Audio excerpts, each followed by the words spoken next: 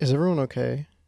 I feel like a lot of people in the industry right now are struggling. It's been like this for a while, but especially now, like, damn. Like, there was the thought that work was going to pick up shortly after the strikes were ending, but it doesn't seem to really be the case. I've had a couple of days at the beginning of the month, along with a few rentals, so I've been able to keep afloat, but terrifying right now. I had a friend of mine call me the other day and sort of having this existential conversation about careers and things like that. I really wanted to give him an answer, but I can't predict the future as much as I try to anticipate things in life, and life has this weird way of throwing a curveball at just the right speed to f you over. I'm really trying to stay positive, though. I feel like we all are. All this to say, check up on your filmmaker friends. They they could definitely use a kind of checkup right now. And it's easy to look at like social media and like the smoke and mirrors of it all and just feel like, okay, you're not doing enough. But the reality is, like, none of us are really working, and even if there is a day on set, we're gonna post a million times about it because it's like the one day that we have, and we're gonna squeeze as much out of that juice as possible. You know what I mean? All right, that was a really like depressing start to the episode. Good morning, welcome back to the show. Today we're going to be talking with Garrett Lee Althen. He's a sculptor, painter, and does prosthetic makeup and molds with his studio Althenoid. Today we get into all the different creative avenues he's explored, as well as the work he's currently doing with his studio. I think the way he's been able to pivot within different mediums in the industry has been incredible to see, especially with such ease. It's something I definitely admire for sure. I feel like, with doing DP work, with rentals, with the podcast, it kind of is difficult to compartmentalize sometimes, and I think for him to be able to like completely pivot to a whole different medium, like it's really cool to see. Also, forgive me for laughing at the beginning of the show. Alton and I were kind of bantering just before, and it leaked into the show. So forgive me. I'll do better next time. Also, really quickly, I wanted to mention Honeybook. More on that later, though. Let's get into the conversation first. It's been actually pretty good. Just recently started like my own side business. Is it funny? No. What's funny, Alex? I know, like me working. What the? No. No, I started laughing. I don't know why. Yeah, no. I guess I don't know. Me having a job is crazy concept. No, because you made a joke before about like work is garbage. No, but it's good. I thought you were just gonna. Start with that. I thought you were just gonna say that. Like, no. But it's been good. I'm so sorry. No, it's perfectly fine. There we go. Okay, you're back. I went away there for a second. Okay, yeah. Okay, yeah. But it's been good. It's been good. I believe you. No, No. Like I'm starting my own business, right? Okay. Althenoid. You should check me out on Instagram. Trying to plug myself. Well, like to the audience, I'm trying to plug myself here at Althenoid. Yeah. So you started this studio. Yeah. What? To my understanding, you do already with your existing work. You do like prosthetics, molds, like sculpture stuff. Prosthetics is like my background. Yeah. So like, because I went to like makeup school and everything, and which really didn't teach me. I must say. What do you mean? It's just a way to throw money at a wall. Honestly, I mean, but you need the certificate. So so you look legit. But like it wasn't that great, and I'm not gonna say what school I went to because that's up to do on air, I think. Yeah. However, I did learn a lot at the next job that I got, which because it was like I was a material specialist, so I was like selling and dealing materials for like for mold making and casting mostly and stuff like that. So I learned a lot about like all kinds of different molds and stuff that you can make, like stuff that I didn't even hear about like at all in school, and like different releases and mechanisms of like pouring silicone and things like that. Yeah. Was that this job that you had, was that part of your certification, or you're just like, no, I was interested I just got that job after because I thought it would like propel me into the industry, because all like the big heads like in the industry shop there. I see. So I was like, yeah, like I'll get to meet a bunch of people, which I did. Like I got to meet like Rick Baker, which is like one of the biggest like makeup artists of all time. I got to meet Kazu, which was crazy. He just did the makeup for on Bradley Cooper for Maestro. Oh wow, that was incredible. So, yeah. No, it's insane. It's up for Oscar, no? Yeah, I think so. But and then right now I'm working for Aryan, who's like a really big makeup artist. Aryan. I don't know how to pronounce his last name too well. I'm sorry, Aryan. Do you know the initial? It's T. Aryan T. Aryan Okay. T. Yeah. I think it's Tutian or something like that. Tutian. Okay. Yeah. We'll say that. Yeah. But you can look him up on IMDb. He did Wonder, that movie about the kid who has like a really messed up face, and he wears like the space helmet. Yes. Yeah. So he did that movie. He did Maleficent. He did. He just did the recent Ghostbusters that just came out. I haven't seen that one. Yeah, I mean it's okay. It's fine. Like, I'm trying to like understand the context. Yeah. But he did like everything for it. So not just like the prosthetics and stuff. I mean, I remember the animatronics and everything too. He did. Yeah. I remember seeing Wonder, and I thought that was like really impressive. Yeah. So you're not a mentee. You like work. No, yeah, I like work. Well, at that shop, I'm kind of a mentee. Okay. But I work for, so like 4 days out of the week, I work for Artscape, which is like this sculpture studio, and there I'm not a mentee. Like I'm a mold maker and a fabricator there. Yeah. Like through and through. And then at Arian's, like I'm a runner for them, so I run a bunch of errands, and then I'm also like a mold cleaner. Okay. So it's kind of like, like nothing. Very like apprenticeship. But like I'm just trying to get. Yeah. Like not that I don't know how to make. Like I'm not.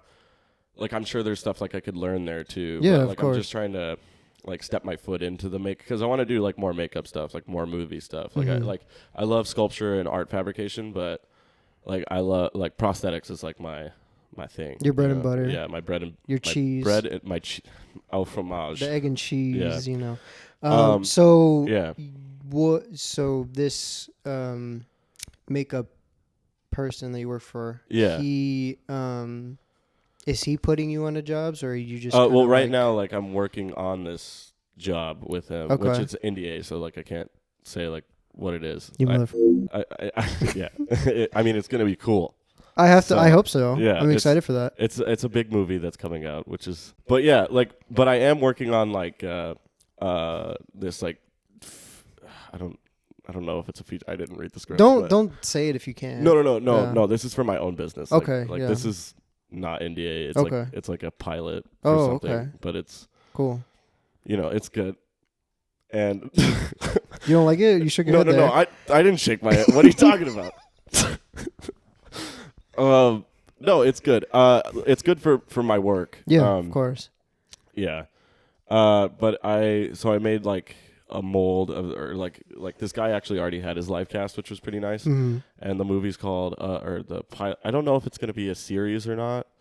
It's a pilot. They don't know yet. It's a pilot. Yeah. It's not a sizzle reel. It's like a pilot. That's what I'm saying. Like it's a pilot. From there, it could be like a mini series. Yeah, I'm not sure, but it's called like Of Marriage and Monsters. Okay, that sounds familiar. Really? I don't know. Interesting. Maybe I've heard because I don't something. know. Like I don't know how well known this guy is at all. Like I really don't know much about him, but he's like a cool guy. Like I actually like working for him. He pays me well. Yeah. Yeah. He's a nice guy. But I originally I made a bunch of prosthetics for them. Like it's this like burn around this guy's eye. Well, it's like a scar from being burned like a long time ago, like a liquid burn. And so I made that, and then I shipped like 6 of them off to set, and then like I made the mold of his face and whatnot, and then I shipped 6 of them off to set, and now he wants 10 of them for like another run. Yeah. So this pilot you're working on, my understanding, you're not on set at all. No. Well, this time I'm actually going to be on set. There originally was a makeup artist on set that I was just shipping these prosthetics to. Mm-hmm. Not going to say her name. Okay. But it was it was I'm gonna paint him this time. Okay. That's what I'll say. Yeah. Yeah. So initially you were doing prosthetic work, and then you kind of transitioned to like.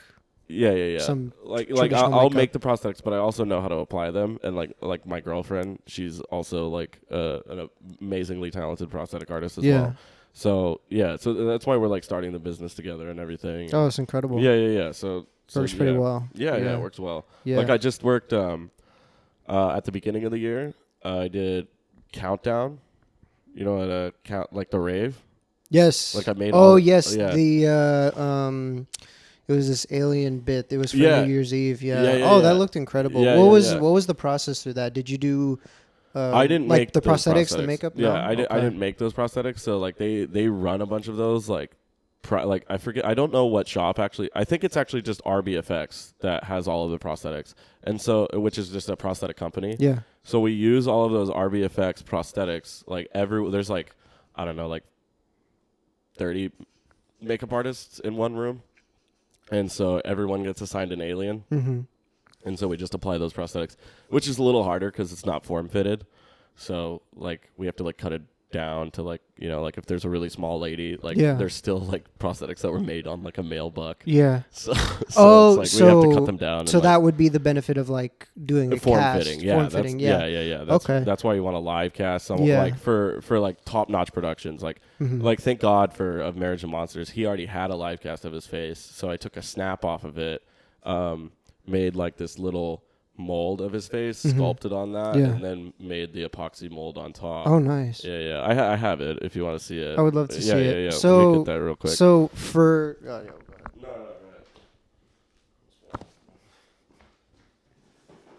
He's bringing out the mold here. Yeah. Oh wow. So traditionally, like talent will come to you already with like a mold of whatever it is you need. Yeah, or if they don't, like you have to live cast them. So what is this a cast of? Here I'll show you. I'll open it up. It's kind of annoying. Oh, I didn't even realize it was like a shell. It's shut. So this is like it looks like a concrete thing. It's like screwed together with like nails. It's fiberglass. Fiberglass. Yeah. Okay. It's like a gel coat. It's like a gel coat. Gel coat. Then you do a layer of fiberglass with epoxy resin. Okay. And then you do an epoxy dough. So it's called a syntactic mold. Mm-hmm. So it's a syntactic dough. And then you do another like 3 or 4 layers with fiberglass on the back. So, okay. So like the syntactic dough is like to fill any like areas that could be like a peak or a valley, so that the fiberglass like lays down nicely on top of it. Okay. But yeah. Okay. And what is this a mold of? So it would be the burn prosthetic. So it's like around the eye. Yeah, the like one around you the mentioned eye. earlier. Yeah. Okay. Yeah. Which is like the only prosthetic I had to make. Okay. So yeah. It's gonna take forever to open. I mean, you can just tell me about it. That's okay. Yeah. Okay. Well, I mean, I see it and I'm describing it to people. I have a picture of it on my Instagram. Yes, so I think you can see it. You do have a photo of it. Yeah, it's like a maroon colored thing. Yeah, it's the maroon gel coat, and then the other one is the other gel coat's gray. Yeah, I see it. So this is what it looks like on the inside. Yeah. Okay. Yeah. So this is a live cast of like his specific part of the face. Yeah. This so is like I took like he has like a full live cast of his face, and I sectioned off a part of his face that I'm only gonna sculpt on. Made a mold of that. Then casted that, and then took that little snap that I have of his face, built like a clay wall around it so that it could be molded later. Made a mold of that. Then I casted all of the epoxy and everything into it. Then I sculpted on like the face piece that you see there. Yeah. And then made a mold on top of that. So that's what this is. So like I sculpted on this thing down here, and then made this epoxy mold on top of it. I see. Yeah. Yeah. So you're getting it's pretty complicated. You're getting a mold of the mold of the mold to get of the mold of the mold. Yeah. No, I mean like I imagine that's why this stuff costs so much money. I mean, you kind of have to do that because you don't want to put something that's like generic, like kind of to anybody. You know, like you want to make sure it like fits the face well, and it's like you don't want to go cheap, and it like mixes well, and like it looks correct. You don't want it to feel like you have to cut it down, or like something they like just that. put a bunch of blush over. Yeah, you know? Exactly. Yeah. No, I mean, dude, it looks incredible. And going back to prosthetics, you did this was maybe a while ago. This was in July. You did this like alien. You fabricated this like alien hand from for. Scratch. This was for a film. Yeah, I don't think it's come out yet though, but this movie's sick. Sure, walk me through that. Gone. What'd you do for this that? director, his name's Dylan. Mm-hmm. I think his last name's Paulini. Yeah. Cool ass dude. Mm-hmm. He helped me out a lot. Yeah. Initially, we were gonna make like a full alien cowl, like a full mask. Yeah. Like, but that was gonna be like like $3,000. Maybe even upwards of 3,000. Yeah. Depending on like materials and stuff that we're using, but. Then he decided that it would be more omnious and cut production cost if we just did an alien hand that reaches into the the shot. So that I had to make molds because we didn't have the actor, so I had to make molds of my fingers and then make a buck like of my fingers, like doing the whole clay up thing. Make a mold of that, so then I had something to sculpt on. Sculpt those fingers over it, and then. Adhere it to the actor's hand and like paint all of that. So like I was like, dude, I was in the desert. Okay, so this is a terrible story actually. So I made these molds, by the way, if you're looking, anyone that's watching at my Instagram, they suck. Like the molds inside don't suck, but like it's just kind of like sloppy because it was a rush job. Okay. So like it's not as beautiful as this one that I made of Marriage and Monsters. As you can see, they're just kind of like a gel coat. No, I mean, like, it looks pretty good. I've actually, funny, I'm looking at this last still with the hand on his face. I've shot at that location before. Yeah. No, it's like all over the place. Like that location is like very popular. It's huge. It's like a gigantic, pretty big property. There's like a ton of different stuff. Yeah, in there. we were in the house. Like the little house. Yeah, we were in there. I've done some stuff. And I'm in the back bathroom, so you know exactly what I'm talking about. I'm in the back bathroom with the window open. Oh, that one. Airbrushing like these hands. The day of. Okay, like I had. Wow. I had, now that I don't work for that place, I can say it, but like I had to call out of work because I was up till 5 a.m. running these prosthetics, and then I crack a mold. So then I had to go back. I had to relay like resin into the mold and like Dremel the sculpt back in so that I could get, because the pinky cracked. So I was like, and it cracked while silicone was in it. So I had to clean all of that up. Thank God the silicone hardened and whatnot. But then I had to like go back in and like re-sculpt the finger with a Dremel, which is insane. And then deliver them to set. Like I got to set at like 7 a.m. I think like these things are still like curing in my little pizza box that I have them in. Sick. And then we're going to set and I'm like painting them on set before, and then I think we shot my scene at 3 a.m. Oh wow! So I was there for so long. Yeah, I mean, it looked like from the still that you posted, it looks like that's like the still from the film. Like that's the still from the film. It looks pretty impressive. I mean, thank you, man. I appreciate it. It is, it's a simple piece. I also had to sculpt stuff on his hand because it wasn't a full glove, so it was like, I took silicone and just kind of like free sculpted on his hand and then let it dry. It's like this really quick drying silicone. So as far as like these particular prosthetics, like for hands and stuff, like is it meant to be like a glove type of situation? Most of the time it's supposed to be a glove, but since like, like production costs and everything, I just made fingers that go all the way until, like the first knuckle and then they stop. So then I had to paint the whole hand like the fingers, like color match it and everything, and then blend it in to the hand with more silicone because I didn't have they weren't encapsulated prosthetics, which means like they blend with acetone like right to the skin. Yeah. So I just put more silicone to kind of like create a wall to hide the edges, and then free sculpt with more silicone on his hands to make it look veiny. Yeah. And then painted all the way up to his arm, and then it was good to go. So it kind of looks like a glove. But so the glove aspect of it is like they go over his fingers, and then you kind of connect the dots. And in terms in of most like the movies, makeup, when they have the money, they make like a full, like an actual whole silicone glove that like goes all the way up the arm and everything. But we didn't have enough silicone money to do that. I mean, also like from the still, it's like kind of just the hand. I feel like you can get away with like fabricating some stuff like that. Yeah. So most of it was like those like fabricated on set too. So, But that was a fun project.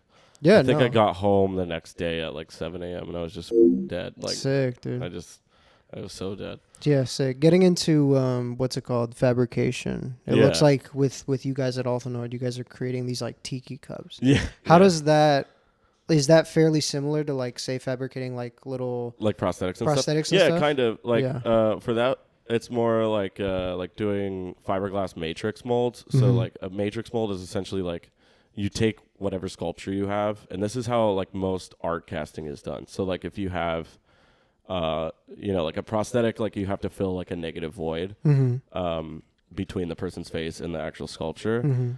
But for this, it's like still filling a negative void, but you're making something solid, like something that's not going to go on someone's face. So you do like a clay wall and everything. Like you put clay all over the sculpture. Yeah. Like you protect the sculpture with saran wrap, and then you put clay all over it, and then you make a fiberglass jacket on top of that with a pour spout at the top, and then you just pour silicone straight into the jacket so it fills that negative void. Yeah. And then you pull the sculpture out of it, and then you have like a perfect mold that you can like even pressure cast stuff into it, so it like you could get like glass pieces and out of it. Oh wow. Is it? Yeah. It sounds, I mean, forgive me if because I don't know anything, but like it sounds similar to like pottery. Yeah, no, it's a very similar thing. Yeah. It's just like not like if you're using resin, it's not like slip casting where you like pour stuff into the mold and then you pour stuff back out of the mold, pour stuff into the mold, pour stuff back out. But yeah, in a lot of pottery, they make matrix molds like all the time. So, yeah. Okay, cool. So what's the plan for these like tiki cups? What's like? I don't know. It's just like a little like fun tchotchke. Yeah. Like they've got we're gonna call them big ass tikis because they got like little booties on them and whatnot. It's just like a fun little like stupid idea that we had, but we're gonna sell them. Like you can get them customized and whatnot. Yeah. And we're also gonna sell like other like little fun little sculptures and stuff like that. So that company like we'll have our own line of prosthetics, and then we'll also have like our own line of like, and we take commissions too. So our own line of like little desk sculptures and collectible items and things like that, which is so because that's fun too. Yeah, no, that's sick. I'm definitely like, I'm kind of just hearing about like Alphanoid. I think you launched like pretty recently, like 2 weeks ago. Or something like that. Yeah. So I don't know, bro. Like we've known each other for a long time, and, dude, I've thinking about it, what, like 8 years now. I think that was so long ago. That's so crazy. That's so insane to me. Life is so different. Life is weird, dude. Weird. It was odd, but I bring that up to say like I've known you for this long. Yeah. And I think it's super exciting to see like what you're doing, Yeah. like with this agency and like, well, not an agency, but like studio. Well, thank you, man. And I appreciate it. I mean, I'm always excited to see the stuff you're doing. Speaking of stuff you're doing, painting. Yeah. You paint as well. Yeah. That's a fun little thing. Talk about, so you had an exhibition at, this was like maybe 2 years ago. Yeah, you had were this. Kind enough to buy one of my paintings. I was gonna get into that. You had an exhibition at the Beverly Hills Art Show. What was that like? Was that kind of your first roundabout of like selling paintings? Yeah, because like as you know, like as long as you've known me, like I used to be an editor, and I was a very like avid editor. Yeah. Like that's what I wanted to do and everything. Yeah. And then I got into coloring and like 3D design and all of that. Yeah. But I don't know, like I just got really depressed, like looking at the computer all the time. And I've always been like an artist. Like I've always painted, I've always sculpted and stuff like that. And like, like my dad's very much an artist too. Yeah. And so that was just always kind of in me. So then I just really started falling in love with just like building stuff and like fabricating stuff. And then once I found out about mold making, I was like, this is awesome. Yeah. So then I kind of went that route. But yeah, circling back to painting was kind of like my first like peek into that after I stopped like editing. I still do it, but like that was like my first, like I'm gonna do this now instead of like what I had been something doing. like tangible versus like tangible at the versus, computer. Yeah, I get you. Yeah, and people were paying me like too, so like I just I mean, that'll do it. Yeah. But yeah, I really do like the sort of art style that you have. I don't know what way to describe it other than like acid, but like acid, I think that's a good one. All-time favorite. I mean, I may be biased, but my all-time favorite is like Pool of Serenity. That's the piece that I bought. That's the piece you bought. That's the piece that I bought. That's a good piece, man. But I also really love this like Nipsey Hussle silhouette. Yeah, that's probably like my favorite piece that I've ever done. So I love that piece. What was your like process of it? Did you like get a couple headshots together? Like how did you press a button? No, you didn't. Oh, okay. So I took a headshot of it, and then I mapped it out on my iPad. Like I mapped everything out that I wanted to like capture with detail and like, like depth in or like highlight. Mm-hmm. And then after I did all of that, then I projected it onto the canvas that I wanted, and then I chose my color palette, and then I did all of like the I call it flow, like flow art that I do. Yeah. Did all of the flow lines over that to kind of create that. Like it's a very simplistic, like they're just lines, but they look kind of like, it adds depth and adds highlights and stuff like that. Yeah. Yeah, I see what you're saying. Like around the eye, there's sort of like a faux shadow. Yeah, and like it's so minimal, but it actually does like add depth. Yeah, like, even like in his beard, there's certain bits of it that are like. I don't know if that's the intention, but it gives the illusion of like there's certain parts of it that are like a little bit thicker. Yes, and even like with the braids in his hair, it's like you can kind of see every individual kind of braided portion of it. That's what I wanted to do, and I think that's like incredible. Actually, that's like one of my another one of my favorite. Thank you, I really appreciate that. Yeah, that was a fun piece to work on. That was cool. The Jim Morrison's all right, but the Nipsey Hussle was sick. The Jim Morrison is cool. I really like the Nipsey. And I think the color palette for the Nipsey is better. Great. Yeah. This like nice baby blue with some white and some grays and black. Yeah, it's great. I also really like the Snow White one that you did. That one is like the Alice in Wonderland. Yeah, Alice in Wonderland. Yeah. That one's probably that was my first piece that I ever did. I know my Disney characters. No, it's okay. It's fine. I know my Disney characters. I'm actually not that big of a Disney guy. Oh, okay. I just really like at the time loved like taking acid and mushrooms. So, and Alice in Wonderland was like my favorite thing. So in a way that was like inspiration. Yeah, no, it was. It actually like all that flow art started. With looking at a tree while I was on acid. Interesting. Yeah. No, seriously. And then I started drawing it on this piece of wood that I found. Mm-hmm. Like I was trying to draw what I was seeing. Mm-hmm. And then I was like, damn, after like a couple weeks after doing that trip, I was like, this would be like a really cool kind of concept, Yeah. So, everything's kind of actually wood grain is what that is. Yeah, and I think my painting is on a piece of wood as well. Like, is that like an intention, or you're just like? Yeah, I wanted all of it like on wood. Okay. Like I don't really do canvas with those things. Like I just put them on wood because of that whole like little stupid ass story. But no, it's not stupid. I mean, for you, that's the way that you articulate like the paintings. Yeah. I need to get this thing to here. This is how I'm gonna do it. Yeah, exactly. And that's and the way the because I do it with graffiti markers. Because like that was also like a thing that kind of started it too. Is, being like a burnout and like graffitiing on but like I use graffiti markers to do that, and then I was like, I really like how these flow on wood panels. So that's why I chose wood panels also. Yeah. You talked about editing before. Mm-hmm. What's your background in that? What got you into that? Like, what got me into it? Making stupid movies in my backyard with my friend Jack. You remember Jack? I do remember Jack. Yeah. They're sick. Just making movies with them, and like opening like iMovie on my dad's computer for the first time, and like, God, I have this terrible movie on. It's so bad on my dad's iMac. Yeah. And but that's like what got me into it. And I was like, damn, I really love cutting footage. I don't know what it is, but like I love like melding like a story together. That was like the coolest thing to me. Like I remember when we were shooting movies in like high school and stuff. I just wanted to get to the editing. Like like I was like I don't care. I was like, I want beautiful cinematography, but that's just not gonna happen because I just wanna get like when I was a director. Yeah. But then when we started like picking our own groups, that's why I pick you because like you're like awesome. Thank you, man. Cinematography. No, like I love your work. Thank like you. It's stunning. I appreciate that. I wish Streety was in our class too, because he's also like like you guys are like top notch. Thank you, man. And so I was like, okay, perfect. Now I can get Alex direct this thing and like get all of what I wanted. Yeah. And because like you also understand editing. Yeah. Like I feel like some cinematographers like, well, actually now I feel like cinematographers actually like for the most part understand editing.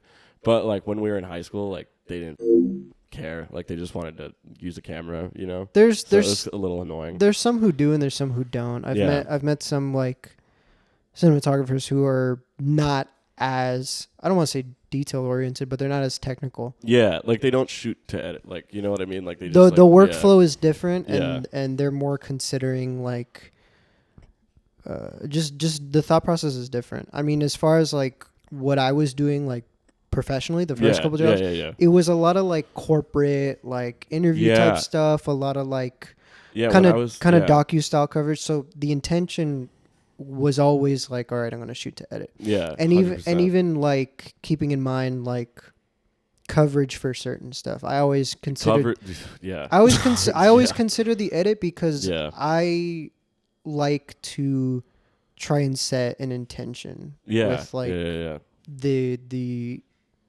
angles that we get. Say we're covering like a dialogue scene. Say it's just me and you talking right here. I want to set an intention and kind of make it simple and just it flows well. It all needs to piece together. Otherwise, if we're just getting things just to get things, like it's going to be it's going to be a pain for post. And I don't want to say it feels lazy, but but I know what you mean. But because it like lacks that intention, I kind of like it just feels like whatever. You're throwing something at the wall and it's like. And then what post has to do with that? Yeah, and then post is like, damn, I wish I had this shot. Like, I that's what I would when I was editing some stuff. I was always like, damn, I wish I had this shot. Like, I mean, another like guy like Stretch. Yeah, like when I worked with Stretch, like that was awesome because like the dude understood editing, and now he's like doing because like I stopped working for like obscure cinema and but like I still talk to him all the time. No, of course. But he's taken like over editing and like he's kicking ass at it now, which is cool to see. But yeah, like when he just made sure to get a lot of coverage because we do a lot of music videos too, right? Yeah. And so that's like a huge thing for music videos is like coverage, and like he would get all of it. It was nice. Like going to San Fran with him. Like one time I just stayed inside and like didn't do anything except edit, and like he went and like got everything himself, like one man showed this whole thing. It was sick. That's incredible. I mentioned HoneyBook earlier, and you're probably wondering, Alex, what is that? Let me explain. HoneyBook is essentially this all-in-one platform where freelancers can create a portal to send invoices to clients, get contracts signed, and accept online payments with a card or bank transfer, among other things that make your freelance life 10 times more organized. For full transparency, I've been using them for all my invoicing and contracts for my cinematography work, as well as any rentals that go out for about a year now. And I seriously can't recommend them enough. They've majorly helped streamline every part of the business side of freelancing and bookkeeping for me, especially with their QuickBooks integration. It's been integral to my freelance life. I can't recommend them enough. I have a referral link below in the show notes where you can get a discount when you sign up. I highly, highly recommend you check them out, especially if you're a freelancer of any kind. It's really helped to streamline my bookkeeping, my contracts, what's been done, what's been paid, that sort of thing. It's been honestly incredible. But all right, enough about them. Let's get back into the conversation. We're talking about obscure cinema. I remember you hit me up for like a music video, but not like to shoot it. It was because verbatim you said your car looks like the most Uber vehicle I've ever seen. I forgot about that. Was with Conrad. Yeah. Can you drive your car a couple laps around Hollywood? And because it was you, you're like, I said, right. Yeah. If it was someone else, you'd be like, damn, that's pretty definitely. Dumb, and also, like, I wasn't working. Yeah. I think it ended up being like 2 days that we did it, right? Yeah. No, I think 2 days? I think we actually shot it in one day. I don't remember. Or that scene, at least, yeah. No, it was one day. My fault. Just do a couple laps around Hollywood. It was meant to give the effect of, like... Crazy partying. Party in the Uber, like, Yeah. It was dope. It was fun. It was dope. Definitely, like... my back hurt so bad after that. Sitting like this, like for 4 hours, like. Oh yeah, because you were like your back was up against my up against your dashboard, and then when you take like a sharp stop, I'd be like, oh god. But that was I liked that. But yeah, at the time, you don't drive that car anymore, do you? No. Yeah. I was like, what the hell? That's like 2 cars ago. That was 2 cars ago. What'd you get after that? I leased. Leased. I leased an Elantra. An Elantra, okay. So another one of the car that I had. Yeah. I had another a one. I had a 2013 and I got a 2022. Okay. I sold it to a friend of mine. He still has it. I love that. I adore that car still to this day. And then you got this one? Crashed the Elantra. And then I have this one. I'm borrowing that one. Oh, you're borrowing it. Yeah, okay. I'm borrowing that one. That's dope though. But yeah, I remember you doing stuff for Obscure. So the post work that you did, was it majority? To my understanding, it was like music video narrative. Was it more? Music video narrative. Was it more one or the other? Did you have a preference? Like, I liked, I don't know, because at the time I was also like doing a lot of my own music stuff too. Yeah. You know. God, I just feel like an asshole. Like just say like music. Nah, you're like one of those like just creative people. Yeah. No, I like doing a bunch of. You're less bound to one medium. Yeah. No, I'd say so. I mean, I addressed you earlier as a multi-hyphenate artist. Yeah, there you go. That is the way that I would put it. Yeah. I'm an artist. I don't know. Like I just like doing a bunch of different. Yeah. But, I was also working on a bunch of like my own music stuff, like as a musician. And so I really liked doing music videos at that time because like I also like just had like just doing all my own music stuff. Like I had like a very like in touch like with rhythm and stuff like that. So that helped a lot with like editing stuff that needed to be edited to rhythm. Yeah. And so I liked doing that. But we also did like some commercials and for like you were saying like clinical like docu style stuff. Yeah. So like you need coverage for that too. So we did some stuff like that. Yeah. That was never good. That was always like Stretch and I would always end up getting like really upset with like the people and but I mean sometimes the customer's not that, the client's not that great. The thing with the client is that a lot of times, I mean, from my own experience, they don't know your world. No, not at all. You're seeing it's like a really old professor getting frustrated with college students saying, "Why don't you understand this?" When he's been studying the damn thing for 30 years. You kind of got to give them a little bit of context to like, hey, this is the way it operates. We're going to need this, and this. Yeah. Now with my makeup stuff, I like make sure they know like everything that I'm doing. So they they don't see the bill and they're like, what the Yeah, full transparency is huge. Yeah. Especially when you're working with like, I mean, in my world, like it's expensive cameras. You want to give context for like why you want to use this. Yeah.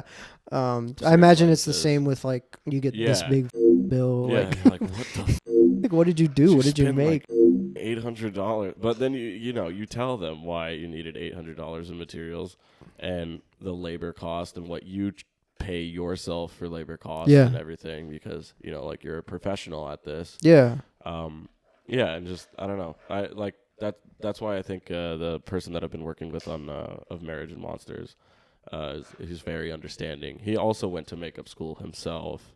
I think just as a director to get a better understanding of all of it, which is admirable. Yeah. And I think he also just like loves monsters. So like making monsters himself, like.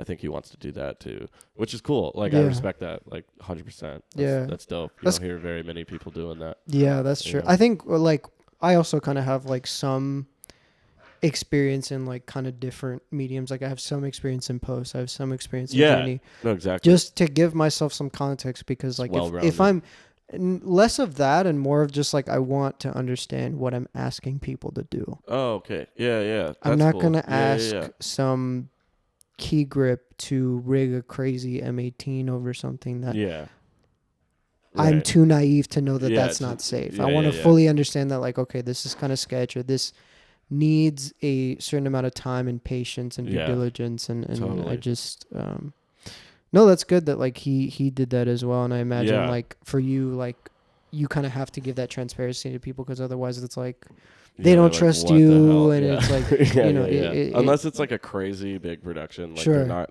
they're gonna have trouble understanding like why this stuff costs so much. Yeah, I mean, still, you want to give like the context for stuff. It's easy. Yeah. It's easy to just be like, oh yeah, I need. At least in my world, like it's easy to just be like, all right, XYZ, I need this camera, this camera, this camera. Yeah. But if I just play it as like something that's like digestible, if I play it as like, okay, for this stunt, we're gonna need like as much coverage of this as possible, because if we wreck that camera, boom. If we like, something happens, we want to have like as much coverage of this as possible, because we have limited like epoxy for the wall or whatever it is. Like, exactly. I want to the guy's gonna run out of blood soon. Like if I give context to like, hey, I'm trying to save you guys money, and I'm not just like trying to like. That's what I try to always address too. It's like, yes, we're spending a lot of money, but this is also saving so much more money. Yeah, you know what I mean? Like, because if this goes wrong, then we're just gonna have to keep spending money and like throwing it at a wall. Yeah. And there's like no reason to do that if you can just contract everything out in the beginning. Yeah, buy it right or buy it twice. Like exactly. Buy it right or buy it twice. You want to 100%. You want to make sure it's like correct and that everything makes sense, and like it wasn't like that for you doing like post work, or was that? Like, no, it was, but like honestly, like a lot of like the rappers that we would work for just kind of like did not understand like our business and like I mean, except for like the two that we like really loved working with all the time. Like they always understood. They always wanted to buy it right. Yeah. If you will.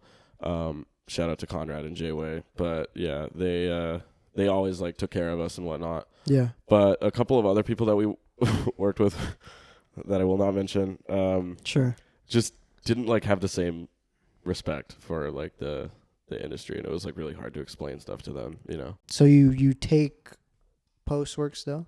Yeah. Okay. If I have time, it's become less of a priority. Less of a priority. Okay. But like I said, like I just like doing a bunch of different shit. So yeah.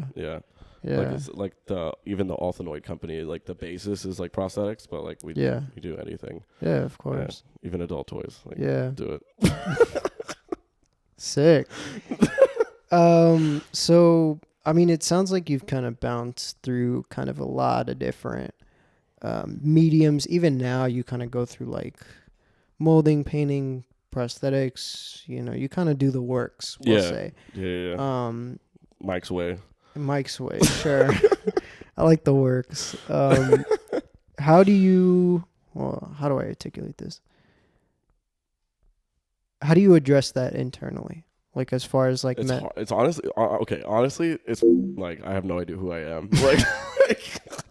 Like it's so hard. Like it's like something like I have struggled with as an artist is like, damn, like am I actually like really good at anything? You know what I mean? Like because I do so much different, like so many different things. I'm like, damn, like have I actually like mastered anything, or if I'm like, or am I just like a jack of all trades? Like But jack of all trades better than a master of one. I think that's better than master of none. That's what it is. That's what it is. Yeah. Jack of all trades, but a master of none. Yeah. So that's like kind of a struggle. I mean, obviously, like I'm maturing more and like getting used to that, and like it's kind of cool that I can actually like do so many different things. Like I like trying to address it in that way rather than like am I actually good at one thing? Like but. Like I gotta give myself credit. I've done a lot of stuff. So I mean, outside looking in, like every conversation that you've come up in, it's like unbelievably impressed. Oh, okay. Well, that's good. Because I feel like I pissed a lot of people. even like what you're saying, like being like this multi-hyphenate person, like to be able to like pivot from like one entire medium to another. Even you were talking about earlier, like being in front of the computer, like you're like this. I'm gonna just like it's just like it was like exhausting. So and I get bored really fast with stuff. So like, I don't know. And I love learning. Like I love learning stuff. So that's I think like a big reason why I've tried out so many different things. Okay. Yeah. No, that's cool. I mean, also like, do you have any like practices where you sort of like check in with yourself? Like, am I solid? Do you go to therapy? No. Like, no, nothing. Yeah. That's probably like what led to all of the substance abuse, but it's okay. I'm an open book, but I don't do that anymore, by the way. No, yeah, we talked about it before. I checked all in. good there. Yeah. All good there. Yeah. But yeah, no, I don't know. I just feel like that would be like exhausting. How I check in with myself is I just keep doing more. Like, like just keep learning more stuff and like trying to grow like as a person and as a business, and like I have my girlfriend to thank for that as well. We've definitely both grown together as like better people and whatnot, and we always check in with each other. So it's like a great relationship there. Like, I would trade the world for it. Yeah. So yeah. So you've got a good support system. You got very, people in very your good corner. support system. Yeah. That's good. It's the best support system. And my dog, that is good therapy right there, man. Yeah. You have like a ritual with your dog, or? No, just when I come home, she like screams at me, and I pick her up, and it's all good. The excitement of your dog just kind of hits the brain in a certain way. She's just the cutest thing. Yeah, it's just the cutest little thing. Shout out Mona. Mona's great. Shout out Mona. Mona's great. Yeah. Yeah. I mean, I'm not a therapist. I would recommend some healthy habits. Maybe. I would recommend just checking in with yourself and just like I've thought about it for sure, but yeah, it's something I've considered, but like I don't know. I feel like right now I'm actually like doing pretty well in life, so like I don't feel like there's any like reason. I mean, we spoke earlier. I'm like, nah, this fool's doing great. Yeah, like, no, I'm doing good. I'm a happy man. That's great. I'm a happy man. I love it. Yeah, that's cool. Living on my own here in this little apartment, so everything's great, man. No, that's cool. I'm glad you're happy. I mean, that's like all we could ever want for people. And 100%. For me, maybe the multi-hyphenate thing is a little bit complicated. I couldn't do that. Yeah. Okay. Yeah. But it is like a testament to like your skill and like your mental management of like mental management. Yeah, that's a big one. I can defer from this task to another without feeling so. And I think it also like gives you kind of the I don't want to say opportunity, but like it helps with burnout, I imagine, because you can kind of kind of the one thing I will say is like, dude, like I haven't done music in so long. Yeah. That kind of with me. Like, I will say, like, because I love music. Yeah. Like, I love DJing. I love playing the drums. I'm not that great at guitar, but I love playing guitar. Yeah. I love producing. Like I used to produce. I even, like have a song or two on Spotify. Like, I love doing like that. And like, I love going to festivals. I love all of that stuff. Yeah. But I haven't done it in such a long time because I've like turned to like sculpting and making that like my full priority, and mold making and making that like, and makeup effects, like making that my full priority. And as much as I love that, like, I've kind of tapered off, haven't been in a band in a while and whatnot. Like my girlfriend and I were like playing shows together and stuff, and that was super fun. But yeah, just haven't done that in a while, so that's like kind of a bummer, but looking to get back into it soon. Yeah. So, I would say make it a priority, because I sort of made that mistake. Yeah. And there was this constant fixation mentally on like the work. Yeah. Like, I mean, creative people are just kind of like that. Like it's, I feel we're like on 25/8. Oh yeah. It's just sleep. Sleep doesn't exist. I mean, you should sleep though. Sleep is like so important. I deeply prioritize it. I give myself the budget for a mattress. Okay. Yeah. Okay. I deeply prioritize a comfortable mattress. Yeah. I just downloaded the Rise app. Have you heard of that? I don't know what that is. It's like it tells you like what your sleep debt is, like how much sleep you are missing, like and actually need. Yeah. I highly recommend it. It's amazing. Well, I have an Apple Watch. Okay. Does that help? It helps me sort of gamify my health. Gamify? Okay. Yeah. So like cool. because you have like your activity rings. Right.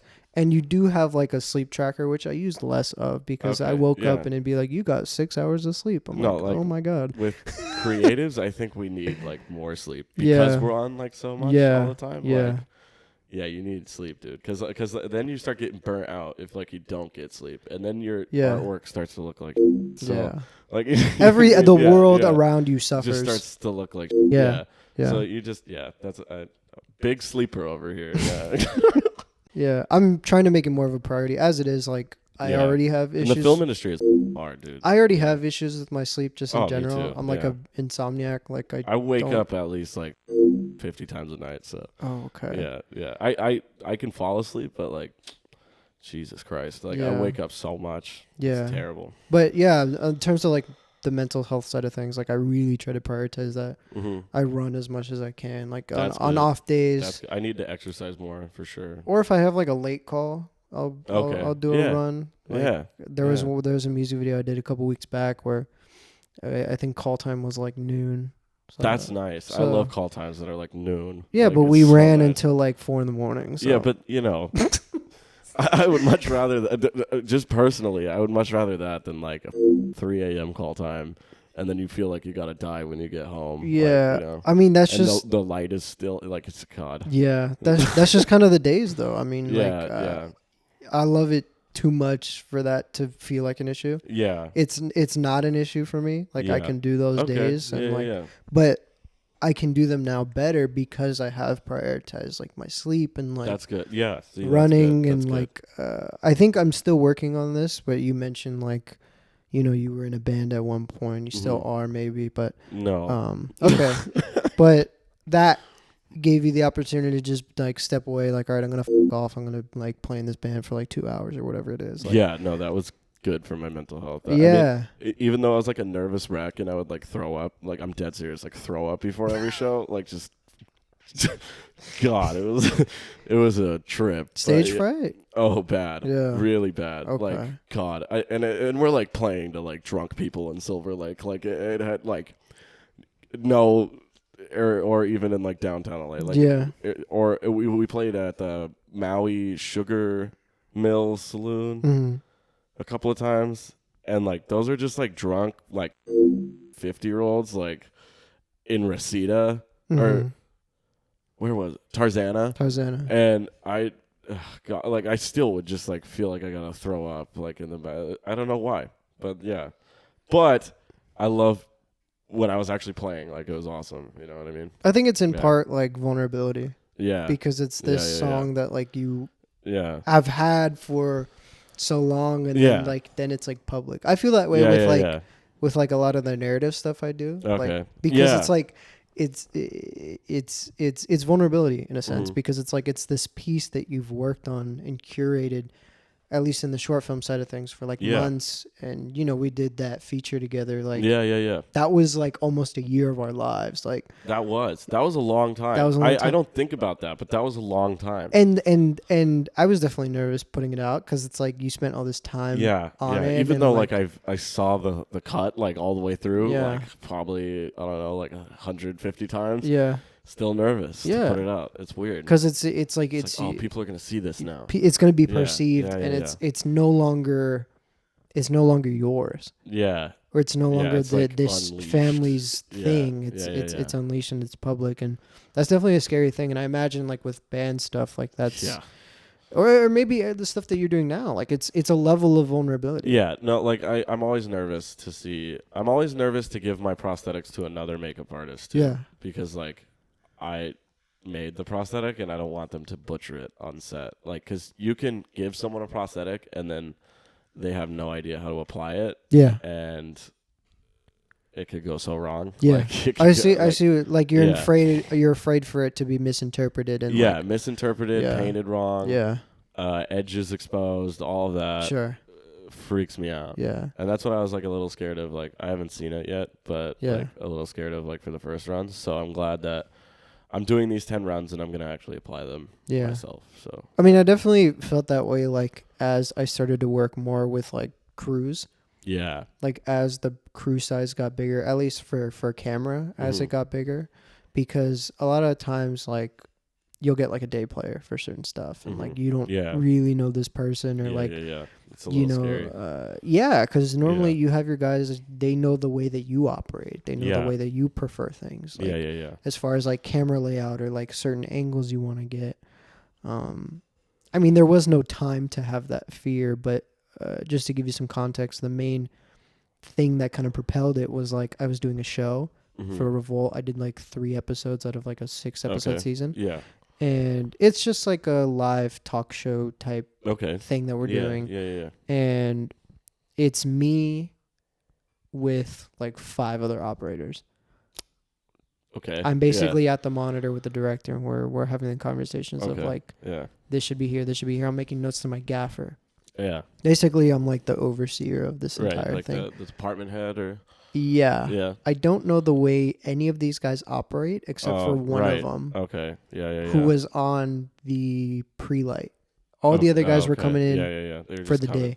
Yeah. Oof, so so you don't know like people's like expertise and like what they're better. No, all of them were pretty good. No, yeah, but I just mean like that pre like notion. You don't know like what they're gonna do. Experienced. Yeah, and I mean, it's in part vulnerability because you're surrendering your trust to these people, and you want to make sure that like they're getting the thing that you need, and also in part I need them to intuitively know that like something's right. Mm-hmm. As part of the reason that the workflow works so well with like my camera team is because they know already what I'm going to be thinking. Yeah, and they're going to present something, or they're going to rig the camera in a way that is already works with me.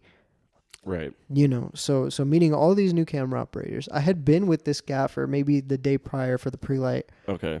That was like the only time that you'd been with them, or? We hadn't worked together prior. I was trying to get somebody, and then basically production was like, oh no, we have somebody already. I'm like, okay, cool. Yeah. I think it was like there was like a stipulation with it, like they came with like their 10-ton truck, and like that was okay. They had like 2 10-tons, and like that was the stipulation, like they got the gear for a price and that sort of thing. But it's my first time working with these guys, first time working with all my camera operators. First time working with this director. Yeah, stressful. And it was just kind of this balance of like trying to understand what everybody needs and what everybody's thinking. I'm trying to consider the director. I'm on comms talking to all these different guys. Right. And I'm talking to my gaffer. Less as we're speeding, but I'm making all these like mental notes and trying to have this like this balance. And it's hard because it's like, damn, I'm trying to get this through your head. I want you to understand and I wish I had a guy here to like just do that for me. Do that for you. So it's a little sketchy. It's a little vulnerable. It's a little intimate, which is at least the way that I feel. Vulnerable and intimate for like narrative stuff, especially.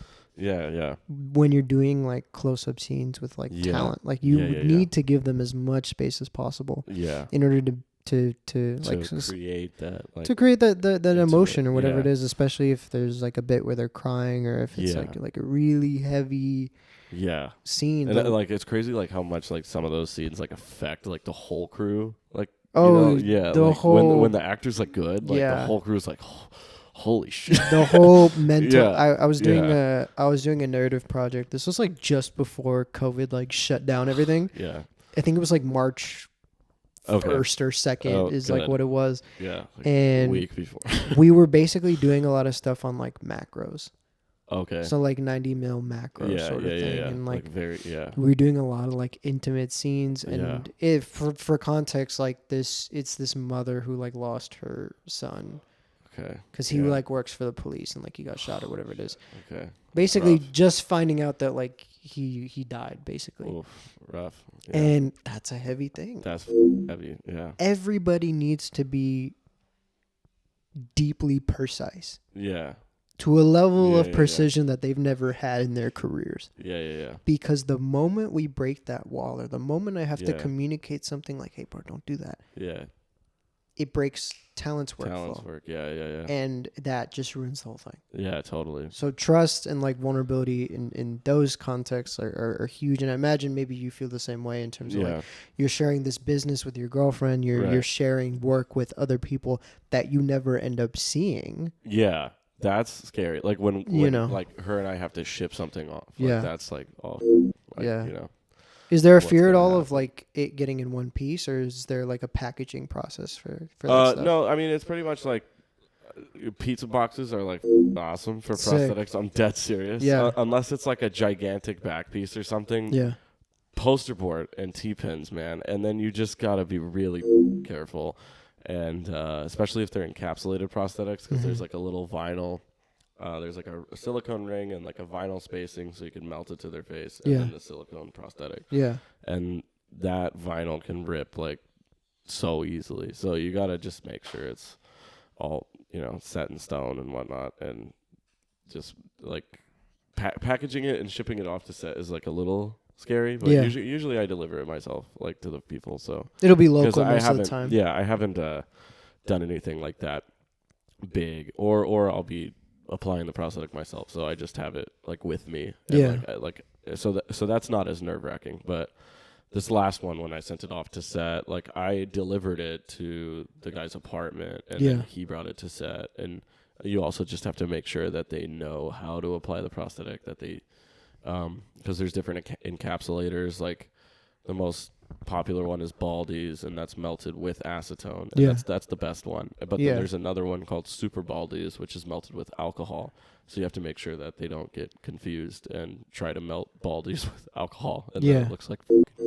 So you just gotta like really prep them and make sure that what kind of paints that they need to use and everything. And then sometimes they don't listen, and then you're like, oh, that's not my work. Yeah. And then you don't get to post it, which is like the thing, because you're like, damn, like that sucked, And that happened to my sister. Thank God that hasn't happened to me yet, but that happened to my sister, where she did this like pretty cool sculpt for the Food Network, and then for like some Halloween baking show or something like that. Is it like food prosthetics? Or no, it's like it was like a Halloween baking show, so like everyone had like costumes, and they were like making prosthetics for like the judges, I guess. And someone applied the prosthetic upside down, bro. No, dude. Like, how? I don't know. So are you able to suggest a person to do that on your behalf? Yeah. Normally you should like when like movie studios like hire like a set, like a shop. Yeah. Like they usually have their own makeup artist that they're going to use, and like normally like the makeup designer, which is like the head person, like Arian or like Kazu, goes to set and does it themselves too. Okay. Like they're like also a makeup artist, like an application artist. So that's less nerve wracking. But you don't do application. You just do. No, I do application. I'm gonna do application on this project next. Because he doesn't have that makeup artist anymore. She went back to, I don't know where she's from again, but she went back home. And so I'm going to do it this time, which I'm like a little more comfortable with, Yeah, because you know how it's supposed to fit. Because I know how it's supposed to fit and where it's supposed to go. And but it always makes me nervous to like to go apply it myself, because I'm like I haven't done this in a while.